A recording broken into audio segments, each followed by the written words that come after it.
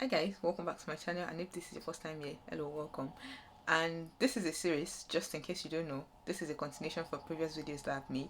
So if you've not watched those ones, you might pause this video, go back to watch those ones, or you might as well just continue with this if this is the part that you're interested in only. Just keep watching, and yeah. So today I'm going to be talking about after you submitted your visa application and you've gotten a positive result, what happens next. I would advise, there's something I forgot to mention in my previous video about your visa application. It is advised that you start your visa application from 6 months before school resumption, and at the minimum 3 months before school resumption. The visa application process states that it takes about 3 weeks to get a response from them, but after you get a response, you still need to plan your where are you going to be staying when you move in. Only if you have like families that you're going to join that you don't have to worry about those things, or you have friends there that you don't have to worry about those things, then that's fine. But if you have to start planning where you're moving to, what accommodations you're going to be taking, and all of those, you need that plenty of time to figure out these things. And Google Map. So Google Map needs to be your friend at this point. So I'm going to be talking about accommodation. Should like the options that you have for accommodation are either you go for school accommodation, or like, should I say, private accommodations, where they're like student accommodations. You just pay and you move in, basically. The options you have for accommodation is either you go for the student accommodation, like you have like the school accommodation, or they could be private accommodations, either one, or you rent, basically. So it can be like an house share, or maybe you rent a flat, or whatever your option is. But I would just say, whatever option you're going for, make sure your rent is all bills included. What this means is that you don't have to worry about gas, electricity, water, and all of those things. Because trust me, if your accommodation is not all bills included, it's going to be an headache later on. I mean, if you are like, after you've settled in the UK and you already know the in and out of things, you can start looking into other accommodations if you like. But when you're just moving in, just go for all bills included. Trust me, life is going to be so much easier. You don't have to worry about internet, because if it's not always included, then you have to sort out your Wi-Fi, for water bills, for electricity, for gas, all of those things. They're not cheap. So all these included accommodations are advised. Honestly, I don't know what I'm saying in this video. I'm just going to be rambling a lot. But anyways, I'm just going to like be telling you more about school accommodation, or if you're going for the rental option. So with school accommodation, you have to pay I think the way school accommodation is set up is also, because I've never been in a school accommodation, but the way the school accommodation is set up is like you can either pay the full amount at once, or installmental payment. I think so. I'm not sure. I think they have installmental payment. Maybe you have to break down the old fee. That's another thing with school accommodation. They have like period of time, so it's usually like the academic year. So when you're on break, summer break, accommodation is over. I don't even get what I mean. Like during summer break, I guess well, I can't really say much about this, but I'm assuming during summer break, school accommodation is like closed, because they're only open during school years.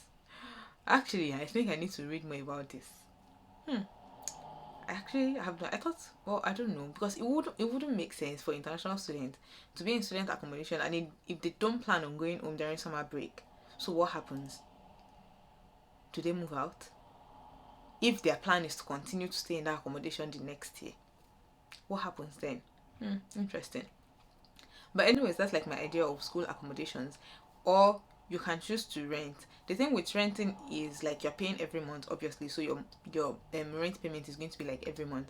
And whatever place you're renting, just make sure you don't have more than, I would advise, 6 months contract, because you can move to the UK and find better option. You can move to the UK and realize that you don't like that accommodation, because most of these things need to be happening online. You won't see the accommodation physically before. I mean, this is if you want to make the arrangement for everything before you move to the UK. So you won't be seeing them in person. So don't sign anything more than 6 months contract, because if you don't like it, if you signed 1 year, that's going to be a long time to move out. And with another thing with renting that you should is that you would usually need to pay a deposit, and the deposit is usually like 4 weeks to 6 weeks deposit. That is like outside of your rent. So before you can take the accommodation, you pay deposit, which is usually like, some would take like a month's deposit or 6 weeks. So if your rent, for instance, is £300, you need to pay a deposit of, if it is a year, if it is a month's deposit they need, you need to pay 300, and if it is like 6 weeks, you need to pay about 450 deposit. That is outside of your first month's rent. Do you get what I mean? Like that deposit, although the deposit is refundable after your period of stay, they can return your deposit to you. That's if they don't find any error. So they usually say, if everything, like, leave it in the state that you met it. There will be like terms and conditions that you have to meet to get your deposit back. But just know that this is outside of your rent from the first month. And so with the thing with signing contracts, if for instance you signed a 1 year contract and you want to leave before the end of 1 year, then you would most likely lose your deposit, which, I mean, it's a lot of money. Really, if you want to give them your money, then that's fine. I don't think school accommodations have this, that you have to pay deposit. But what they do have is you have to pay like a huge chunk of money. Theirs is not a monthly fee. It is like, there's the whole amount for the period that you're staying. So the way is, it depends on what accommodation is. Some might take installmental payment, some might take payment at once. So it all depends on your accommodation. But personally, I would say to go for renting. They're like the more cheaper options. With the school accommodation, you can have an idea of what's living in that area, what is going to cost, and you can look for you can look for houses within that range. So if you are looking for houses, I would say just turn your, the easier way that I would say to look for houses is turn your open incognito. I can never pronounce that word. Incognito on your app, so that, like, just search accommodations in the UK. You see different options, and you can also check your school website, or if you even have a friend, there are good ways to find accommodation. Have friends that can look around for you, and yeah, there's really no one way to find accommodation. It just is like it's not an easy process getting accommodation in place in somewhere that you don't know. And that's why I said Google Map has to be your friend, because you have to think about the proximity to school. Do you have to take public transport to school? Is it within walkable distance? All of these things are things that you should factor, because I wouldn't want to go for a place that I'll have to take public transport into school every time. That would mean I'll have to consider cost of getting me to school as well. If it is within walking distance, you don't have to worry about transport. Do you get what I mean? So all of these little things, how close is it to shopping center? How close is it to major bus stops if you have to visit other places, if you have to go to other towns, how close? So those things, you basically need to know how to use Google Map, like the in and out of Google Map. You need to scrutinize everything. And also another thing you need to start thinking about at this point is, when you get to the UK, when you arrive at the airport, how do you get to your accommodation? Do you have family, or do you have friends that can pick you up from the airport to wherever you are going to, or you have to arrange transport for yourself? So all of these things is Google Map. If you have to arrange transport for yourself, you need to start typing what your airport is. The airport is usually through your airport to your location. What buses are you taking? What do you need? Like, basically get yourself familiarized with it on your phone, even though you've never been there in person. So when you get there, it is totally different looking at something on Google Map and actually being there in person. They're different, but you are not clueless compared to someone that's not even checked on Google Map at all. You're not totally clueless. It can still be hard. The best way is to have people that can pick you up from the airport to your accommodation. And most time, what I realize is the advantage that school accommodation has over renting out is that most of these schools, they can arrange pickup service for you from airports to your accommodation. So they have those kind of services. I think you will have to pay. I'm not sure. I don't know if you have to pay or if it is free. Some accommodations have the services, so they arrange a bus for you from the airport to your accommodation. So at least that part you don't have to worry about.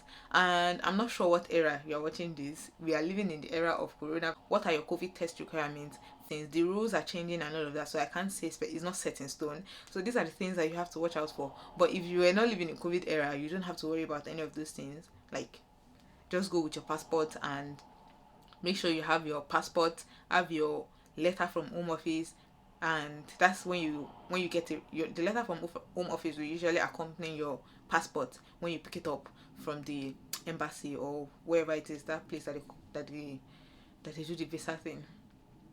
So, and yeah, basically that's it. I don't really have much to say in this video. If there's anything you would like to ask, if you have any question, you can always drop that in the comment section. It is easier to address like individual comments than, because it's a broad, to some extent I think like it's a broad thing, like, so everybody have different issues at different points. So if you have anything that you like me to, answer and all of that, just drop that in the comment section, or you can message me on Instagram. I'll leave my Instagram linked down below. And yeah, I'll see you in my next video. Bye.